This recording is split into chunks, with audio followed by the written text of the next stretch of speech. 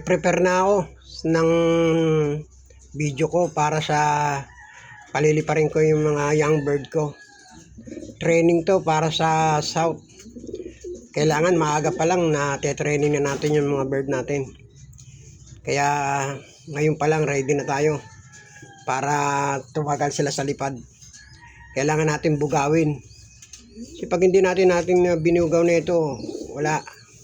Malulumpo yung kalapate natin. Kaya kailangan natin gumawa ako ng paraan. Gumamit ako ng drone. Sigurado to.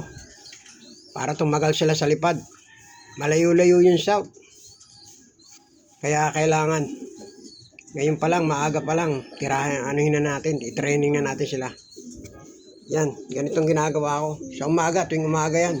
Umaga at hapon, kailangan ng palipad niyan. Sa umaga, alas 7. Sa hapon, mga alas 4. Ganyan, ready na tayo. Yan, mga kalapatid. Yan, handa na. Pinalilipad ko na yung drone. Paliliparin ko na siya para mabugaw sila paglipad nila. Oh, yan, hindi kaagad bumalik sa kulungan.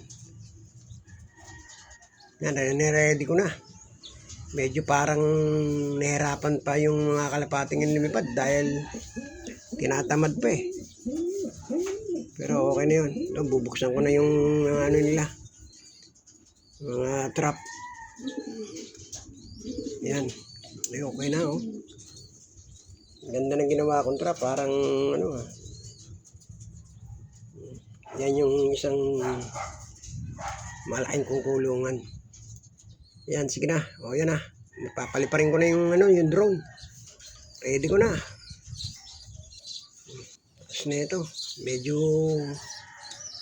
Medyo mahangin ng konti ah. Pero okay, kaya. Kakayanin to ng drone. Yan. Mukhang makulimlim, parang uulan ah.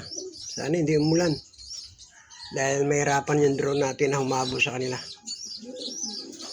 Okay, sana nasubaybayan nyo itong pagbablog ko. Yan. Okay no, madilim ah. Sana wag umulan.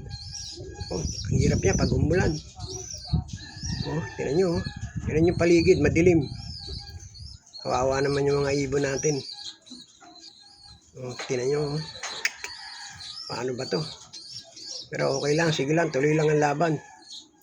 Kailangan imikot sila ng mga kahit isang oras. Okay, hanggang dito na lang mga kaibigan, mga kalapatid.